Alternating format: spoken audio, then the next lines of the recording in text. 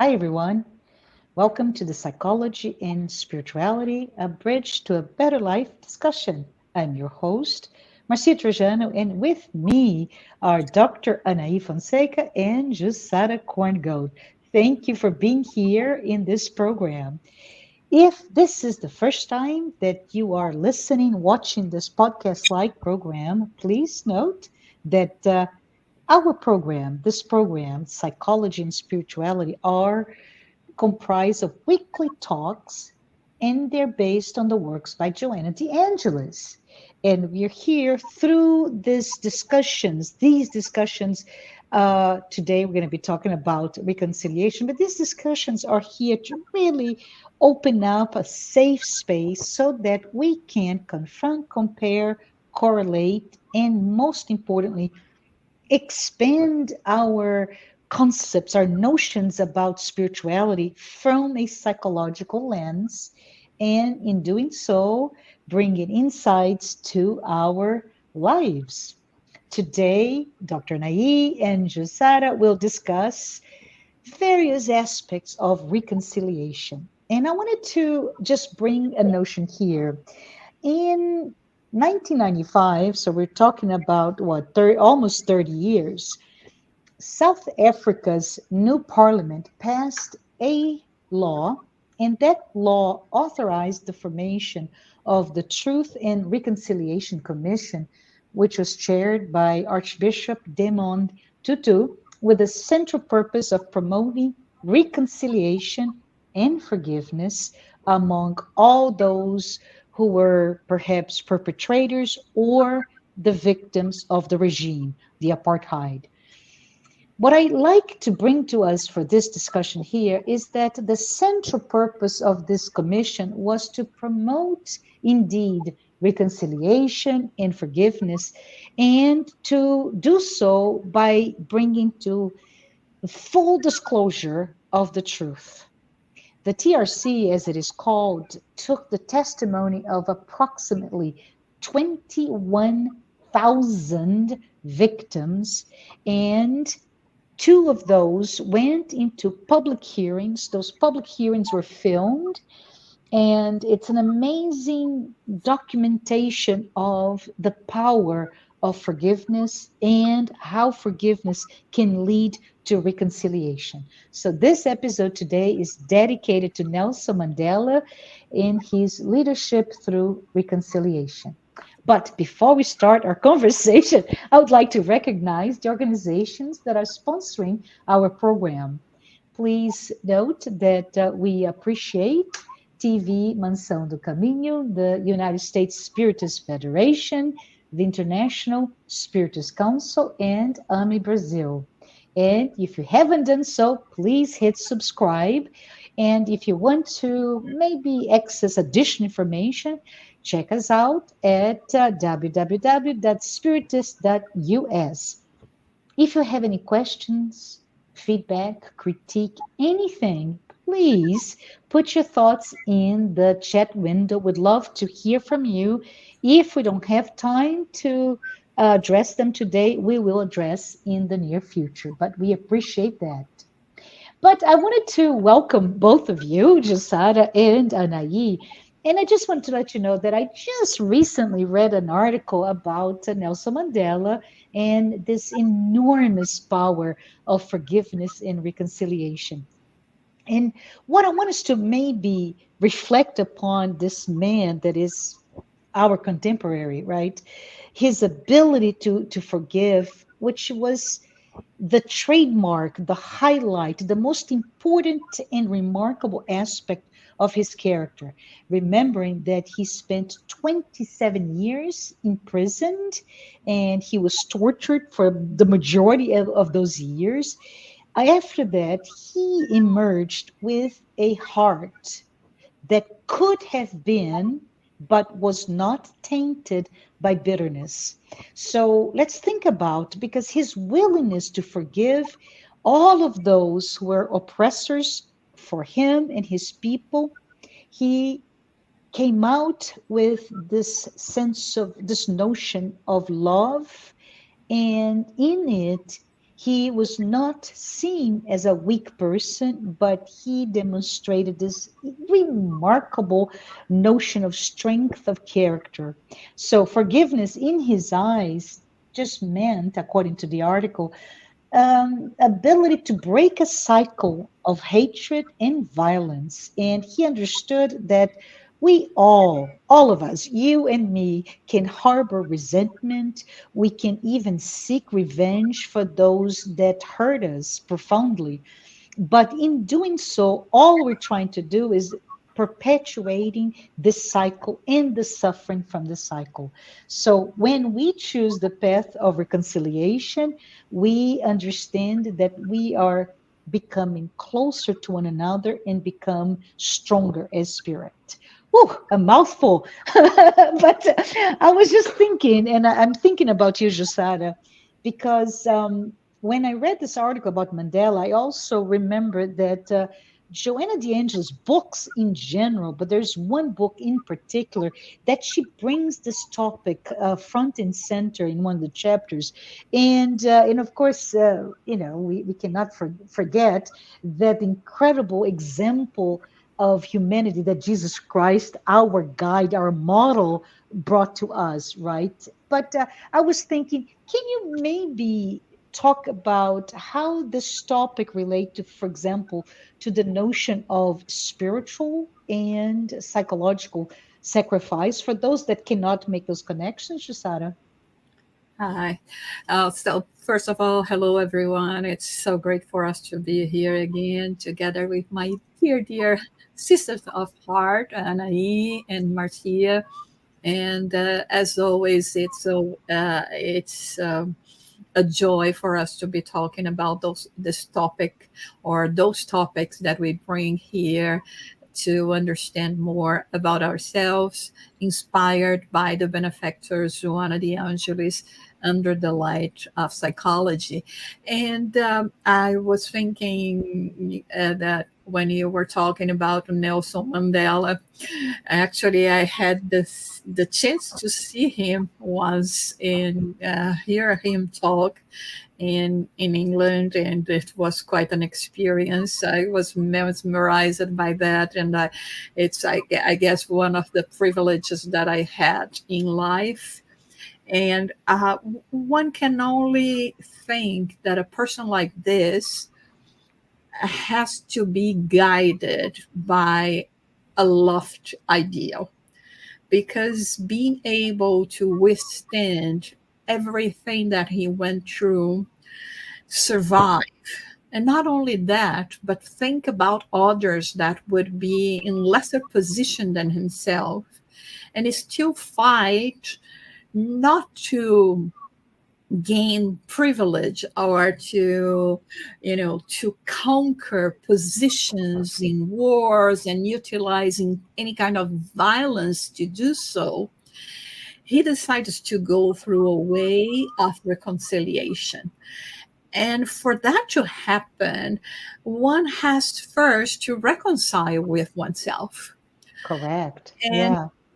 um, I think it's the first step when you do that, because most of us, if we are suffering any kind of thing that we will consider to be injustice, we would say, I don't deserve that. And I mean, we will have our ego completely hurt and not pass. Um, After this, we would just be in an attitude of I'm undignified by everything that people are doing. And the thing is, when we think about his example, he was not doing or asking these questions like, why me? Was I born in this kind of position, in this racial profile? And this is what really amazes us in this sense. But on the other hand, it would be very unfair just to think, oh, he was a special person, he was so much superior than I was. And I mean, there are those people that I don't know why, they have more possibility of endurance, this and that, which is an excuse. Because not to assume, like you said, that he had to make sacrifices, to sacrifice his ego, to reconcile with himself, of not being in a position that at that point he couldn't have done much, just later on in life. And Joanna de Angelis, in this book that we are talking about today, and especially, this topic, reconciliation, she starts the paragraph by saying that Jesus' entire ministry, it was marked by strictness and vigor of its principle. So it is, we have principles when we have to stick by it. So we start with tasks. It's not mission, it's task. No missionary thought that one day he would be named as a missionary. And so when the resolution presents itself, whatever the resolution may be, and in this case, we are discussing, to appease our ego, our pride, and think about the big picture. There are things at play here that are so much more important than just my hurt ego, right? I'm thinking about a community. I'm thinking about a country. I'm thinking about all those people that are involved. So once we have this ideal, this mission, this set of principle that it is to go and do something in this respect, we will be asked, by ourselves, by the circumstances, to dedicate ourselves. Okay, I chose my path, but I know that in order for me to do that, I'll have to sacrifice a lot of things. And I'll have to understand that not everyone is going to be on my side and pat me on my shoulders. So it requires much consciousness about what you think is righteousness. And so many challenges are going to be presented, and we have to have the courage to go towards this direction. When we talk about Jesus, when we talk about his followers, it's exactly about that, about acknowledging the way of righteousness and not measuring any kind of sacrifice in order to do that. And in order to do that, we have to, like I said before, reconcile with ourselves, saying, this is what I need to do. And I will put aside my everything, my personality traits that will be in the way, and I'll just do this. Thank you. Thank you, Jussara. Anahy, do you want to talk a little bit more about it? Or I was just having some thoughts in my head. Go ahead. A lot of things here listening to you guys. Because I've been to Cape Town in South Africa and also Johannesburg many years ago. Mm-hmm. And looking at the island where Nelson Mandela was, was in prison, and it's so difficult to get there. And imagining decades of being in prison in an island. Well, of course, as a Jungian analyst, I'm also looking at the symbols, no man is an island, we are all connected, but then you are in an island, apart from everyone and from the life that you have led. I think it's very important that Jussara said about, it's kind of finding yourself, right? Finding your purpose in life, and connecting to what we have been calling here in our talks, the higher self, Jung's self with capital S, and what a lot of people call the higher self, our spirit. Joanna de Angelis says Jung's self is the spirit, right? So, because he was in the island, and from what I remember, Marcia and Jussara, he had only the Bible to read. right? It was something like that. The only book that he had to read. I heard that or read that many years ago, but it was Yeah. the Bible or something like that. And he meditated a lot. I'm thinking also the connections that we all the researches that we have about the brain and about big meditate people that meditate a lot or pray a lot, and have this inner silence, achieve this inner silence where we can get in contact with, like, the voice, capital V, for one of the symbols of the self, okay, of our spirit. So when you get the connection, the ego, as you said, I was saying, like, it slows down, because you don't have anywhere to go. You are you are apart from everything that you knew. So something inside of you has time to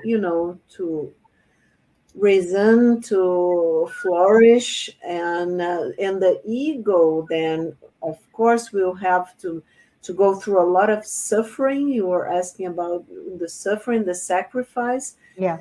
That in Latin, it's a sacred work. The word sacrifice in Latin means sacred work, right? But what's the sacred work is to what we are here to do, each one of us, to find ourselves, so that our spirit can flourish and we can manifest the kingdom of heaven on earth, starting in our inner world, right? Because we are co-creators, in a sense that we create our reality every day. So if I find my inner peace and my inner harmony, because Joanna de Angelis, in this beautiful chapter about reconciliation, she talks about lucid consciousness. Yes. Us psychotherapists, psychiatrists, psychologists, whatever, she is giving us challenges, just so we go over concepts and look in a different way. So it's great, that, because I was thinking, what does she mean by lucid consciousness? Can you help us as well, Anahy? What did she mean by that? Well, I try to to make some contact with my higher self, and maybe Joanna, of course, you will be always helping us when we ask, please help me here through some insight or intuitions. And what I realized, because she's talking about Jesus' teachings Yeah.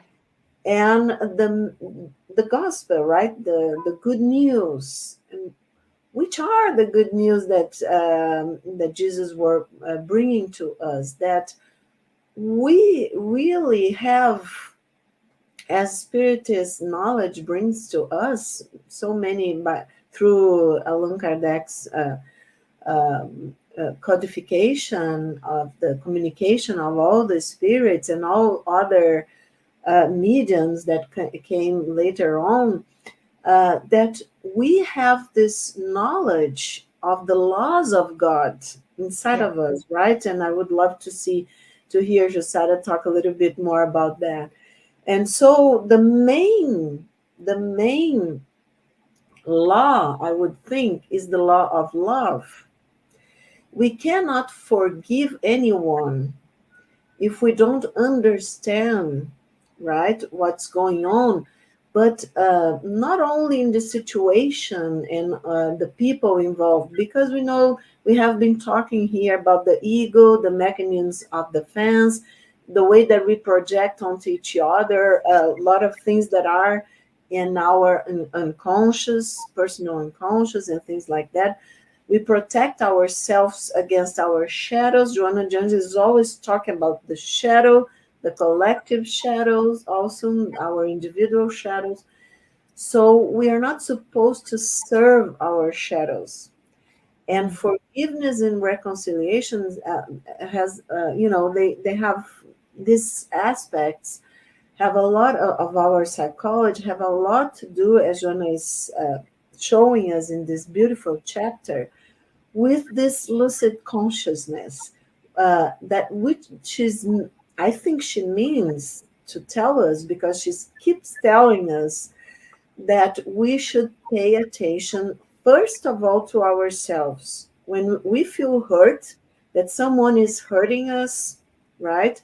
For instance, Nelson Mandela, I'm quite sure he was, in when he was young, with an ideal of, a lot of injustice in his brother, with his brothers and sisters, and a lot of hatred from one side to the other. And so, of course, when his ego was in charge, let's say, he would be reasoning in this sense, victim and oppressor, for instance, Correct. Mm-hmm. right? And so we are in a duality, me against the world, against the other, right? And Joanna is pointing out, is showing us that Jesus was teaching us about, first of all, what is love. The love, through to ourselves, towards others, towards ourselves, towards others. And what does that represent? It's not only the mind that has to say, well, this is wrong, what somebody did to me or said about me, or doesn't like me because this and that, because I represent this and that. Okay, we have to reason. But if we stay only in the reasoning, that a lot of people are doing that and are caught in duality, because I defend this point of view, the other defend that point of view, and then the other is my enemy, and I hate that person because the cancel thing in the social medias, all this stuff. So, okay, I'm caught in duality. How am I going to love thy enemy, right? Yes. Yeah. How am I going to do that if I'm totally caught in this dual perspective of the world and of ourselves? So I'm going against the law of love, of course. So when I was thinking about lucid consciousness, I think she wants to invite us to better understand, and understand from the psychological point of view, because we are in a psyche. Our soul, the psyche, is our spirit, is here reincarnated, suffering all the traumas and conflicts of being here, but also learning, and also learning how, how to have more light, more consciousness, to have more love, and all this. So, what does she mean about lucid consciousness? I think she said, stay not only with your mind, discerning things, trying to understand, but remember that the heart has a knowledge of its own. And the heart, we have learned in scientific research quite recently, but I think it's probably more than one decade, I can't remember, that the heart has neurons. We thought that only the brain had neurons. The heart has neurons. It's And incredible. it's incredible, and it's totally another logic. We are not, because we kind of mapped the brain, we know the parts that it's connected, that you're supposed to talk and write, so, and we know the right hemisphere, the left hemisphere, all this stuff, the part of the brain that is responsible for our talking here, our reasoning, we know all that, and it's important. But we don't know, we know very little about the intelligence, let's say, the wisdom, the memory, the reasoning, the knowledge of the heart, Yeah. even from the point of the medical field. So because it's very recent, this research that are showing that the heart, for instance, have neurons. So but what I'm thinking that the mind in our reasoning, that the mind is dominated by, governed, ruled by our egos, and our egos are in the duality, because it's our egos now, the part of our consciousness that it's here, okay, the center of our consciousness, that it here living this life, trying to adjust to this life, having relationships, discerning things, learning. Okay, all of this is the ego, and is doing, okay, a job, important job for the spirit to have this experience. But our ego is a small part of our consciousness. So it could not, I was thinking again, all this thinking is about, it's a Joanna's challenge to to everything that we learn.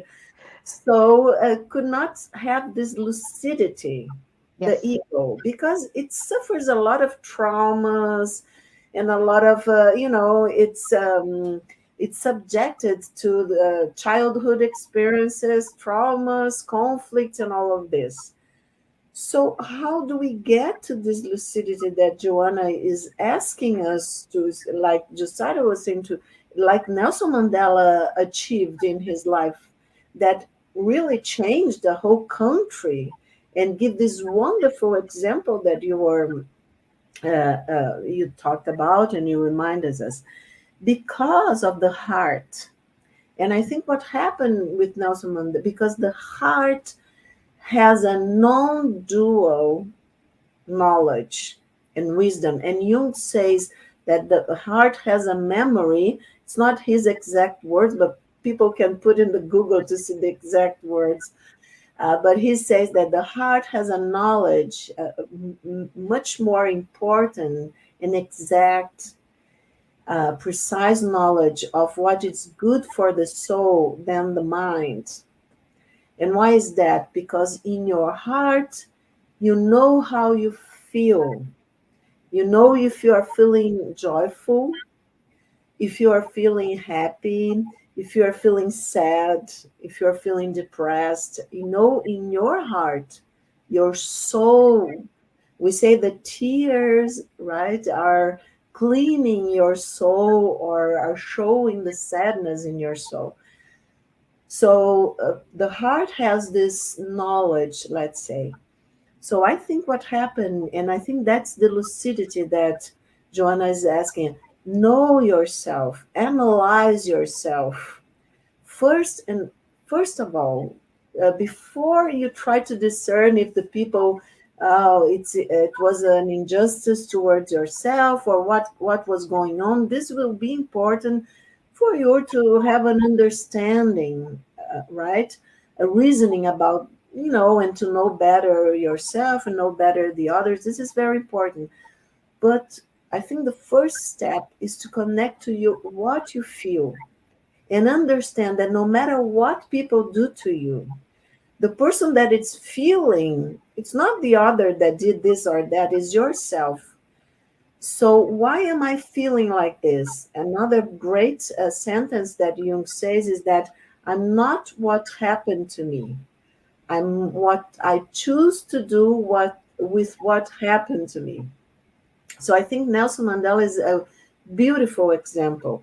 He chose, and just like Jussara was saying, he chose to do differently. He put his energy in understanding, but not only with the mind. He got this lucidity of consciousness that Joanna is asking us, because he had a lot of time to meditate, to analyze himself, even to connect with some religious aspect, that it's not so much the texts. The text is a way, for the sacred text, that can help us to connect. Can be a path, but the important thing is to make this connection to your inner knowledge, that it's first of all expressed by the heart. And all Jesus' teachings are non-dual, because he teaches with the heart. He teaches about the law, first of all, the law of love. So I have already talked a lot, but I would love to see you and Jussara what you have to say about that. Can I say something just because you're triggering some thoughts before Jussara, maybe you can talk about the love, which is beautiful notions here. But I was thinking reconciliation and forgiveness does not, it's not required if there is not an offense, right? Uh, uh, and an offense just means something is wrong in absolute terms. So Joanna de Angelis, and I believe discussions of guilt is actually peppered in its entire work, right? The collection, the psychological series is peppered with discussions on guilt. But if you think in terms guilt, we always look about guilt for what I've done to you, external. But Joanna brings to us this idea that we also need to ensure we are accessing our deep unconscious to be able to then look at our own guilt that we bring with us in regards to our sense of inadequacy. I'm being inadequate to my life's mission, for example, or I've been inadequate in how I love myself or don't love myself, so on and so forth.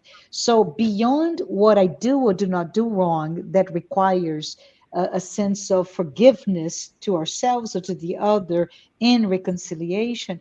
I think that lucid consciousness that you're talking about, Anahy, really has to do with this deep ability to deeply connect with oneself and reach that not just your personal shadow, but also that deep unconscious that we bring with us that may be completely hidden from us, but it's not. We bring in our heart. So, Jussara, I'm throwing to you. Can we talk a little bit about love and this beautiful notion of this law of love? Um, yeah, while you were guys were talking about love, I mean, there is always so much to say about it. It's a small word in the majority of languages, as far as I know, that means so much. And I was thinking that, what is love to me according to my interpretation? All right.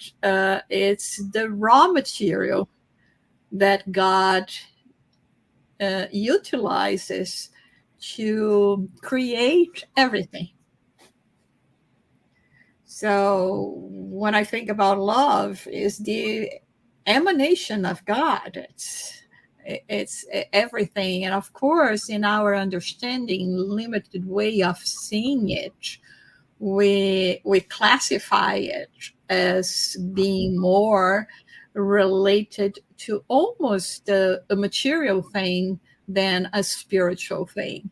I don't recall it quite well, but I know that for this sentiment, the Greek had 7 different words to express love, exactly going very much like Maimonides when he talks about charity, the 8 levels of charity. So the Greeks put classify it in 7 stages, 7 kinds of love, but we know, we understand, but it is not in us yet. One day it will. Uh, Probably not like being a raw material like gods can use, because we will never have the power to create, but we know that we can be co-created. And when we talk about it and talk about reconciliation that comes after forgiveness, the um, assessment of what it is that I have uh, against someone, against the world, against a certain attitude that I, habits that I can find in the world. And I think it's very important for us to think about it. And everything is according to our own view.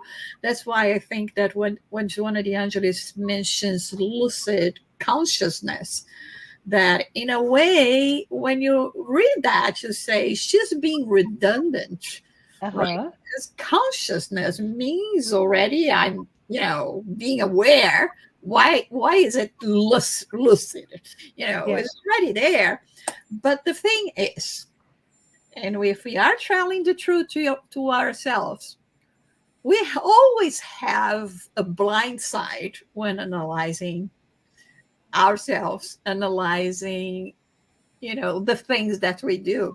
So lucid consciousness or consciousness or lucidity may work when we are analyzing others, but when we are analyzing ourselves, I guess we need all the adjectives that we can have just to be sure that we are not going to lose track of it.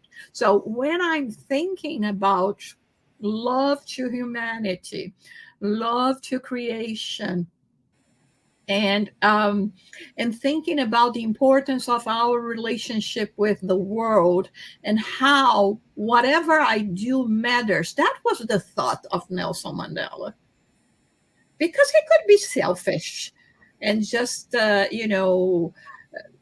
become a victim, but he said, what I do is an example. I mean, it may trigger, positive responses from other. So when I'm thinking about this uh, emotions that I have, they are not compatible with the love God, that goes in the wrong direction, in the opposite way. And now with this lucid consciousness, I realize that I'm damaging myself. I am impairing my progress. I'm holding grudges that are only harmful to me. So the process of forgiveness starting with ourselves, because I will have to say, I know why I feel all that. It's because I'm not perfect. I Mhm. mean, I have a long way to go. And then start extending that to people that are loved ones, because, oh boy, we do have, things with our loved ones. It's not just the enemy, right? It's the loved ones also that we have petty things that we say, I'm not never going to forgive. And the step to reconciliation, which is a huge step. And Jesus said, it made it so clear when he said, before you make any offer to God, if you think this is important, reconciling with one another is so much more. Because otherwise, you're thinking, but you're not doing. The neurons of your heart are not at work here. And this is what really matters. This is awesome. I really appreciate that, Jussara. Any additional thoughts, Anahy? Because this is amazing discussion on how the interconnectedness of love, consciousness, forgiveness, but most importantly, the need to reconcile. Otherwise, nothing matters, right? Jussara, nothing matters. It's imperative that you start with it before we can progress. Yes, and I think it's great, as you said, because first of all, we have to reconcile with ourselves, because if we don't do that, of course, things will happen and people will hurt us. But if I'm not in peace with myself, if I don't achieve my inner harmony, let's say, as Nelson Mandela did, Yeah. first I will suffer more, because then I don't have the knowledge about myself, the resilience and the understanding the new perspective that I think Jesus brings to us through the gospel, right? That it's a different way to understand, to perceive, to reflect upon ourselves, upon the world, upon, our lives, what we are doing here. So he brings really a new paradigm that we are 2000 years later still striving to understand, and Joanna is trying to help us with all the knowledge of psychology, right? But I wanted to read here what Joanna says that we have. This is Joanna saying, right? Mm-hmm. From the perspective of that psychology, she says, forgiveness transcends mere superficiality or social imaging. It signifies surpassing feelings of retaliation, Yeah. vengefulness, and hatred by achieving a seamless integration of oneself. That was exactly what Jussara was saying, right?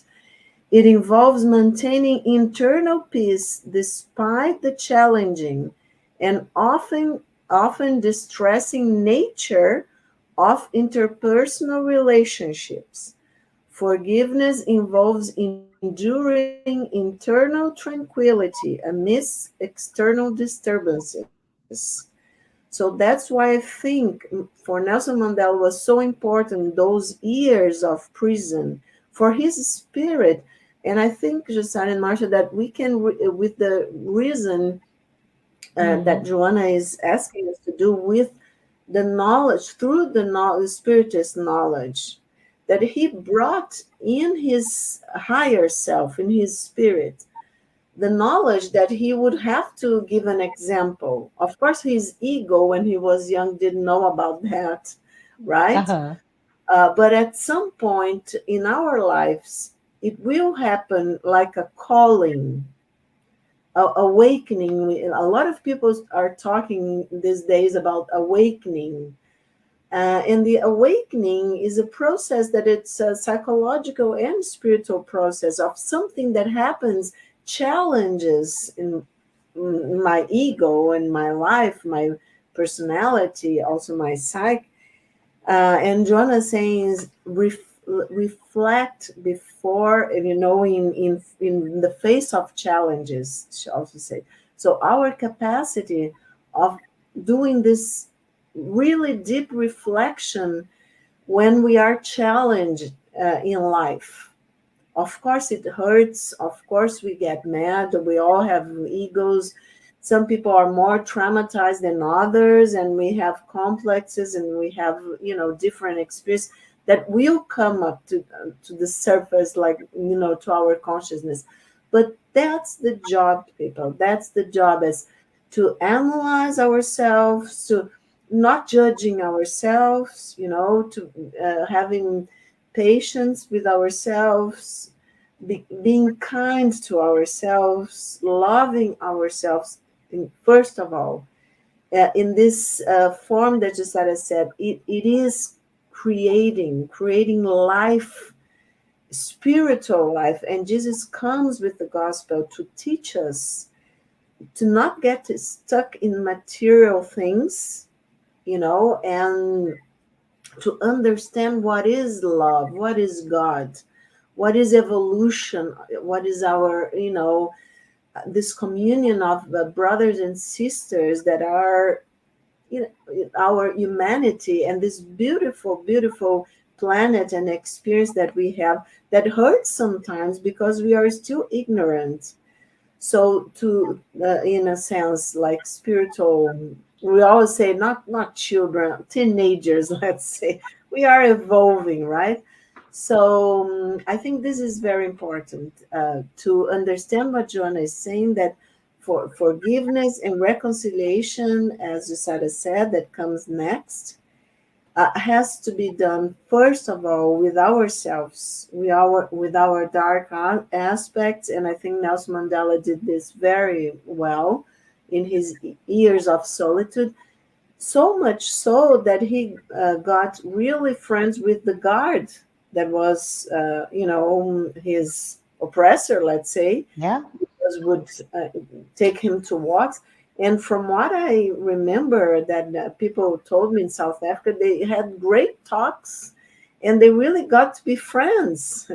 So don't we want and need this to with all everybody, among all the peoples and the different cultures, right? Because that's the path to Yeah. be really creating heaven on earth.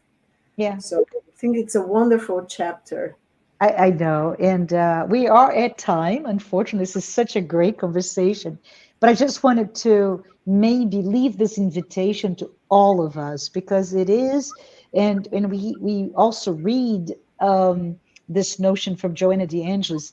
She calls it really revolutionary to get into this new paradigm, new way of thinking, new way of behaving, this awakening, as you mentioned, Anahy, toward love. Love as this extraordinary driver to forgiveness and to also to attain reconciliation with ourselves and all of those that we may deem to be our oppressors or whatever is out there. But before I close today, I just want to ask or leave open. Does you, Jussara, or Yoda, you want to give you a final thought?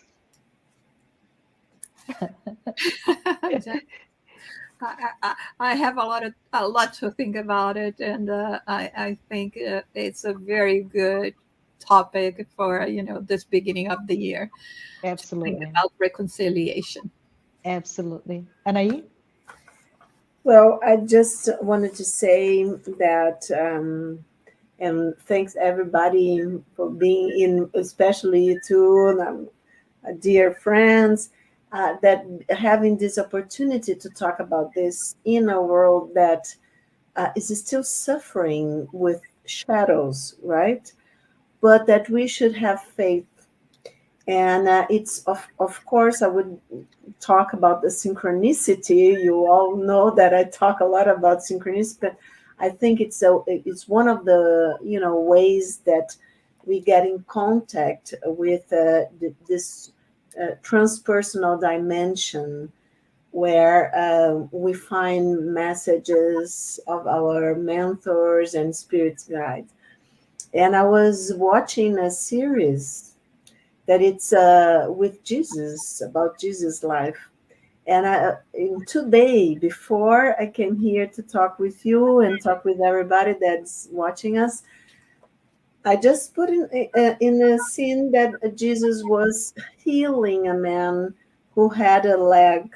He was crippled and his leg was awful, was smelling.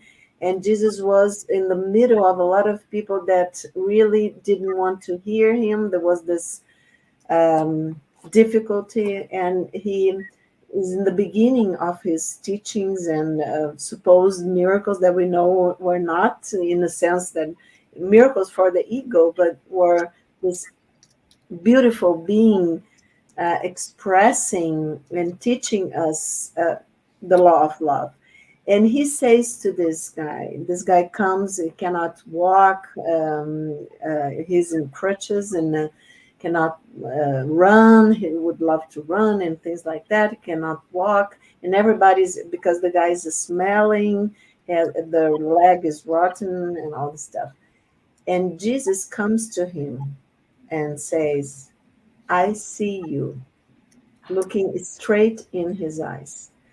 So I think Nelson Mandela developed, we were talking about individuation, developed this ability to see further.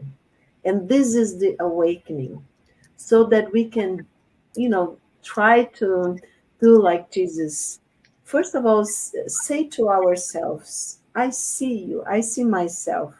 I Yeah. see the pain, I see the joy, I see my capacities, my vocations, talents, and things like that. I see my sorrows, I see everything. I integrate, I forgive myself, I reconcile with myself, first of all. And then I can look my brother or sister in the eyes and say, like Jesus said, I see you. I think when we are capable of doing that, without being caught in this duality and divisions, then we will have heaven on earth, because we are going to see each other with the knowledge of the heart. So we are going to really see each other as brothers and sisters. Oh, that's beautiful. Well, with that, thank you. Thank you, everyone. I hope that you have enjoyed as much as I have this past few minutes that we're together. And we will be here again next week. Bye, everyone.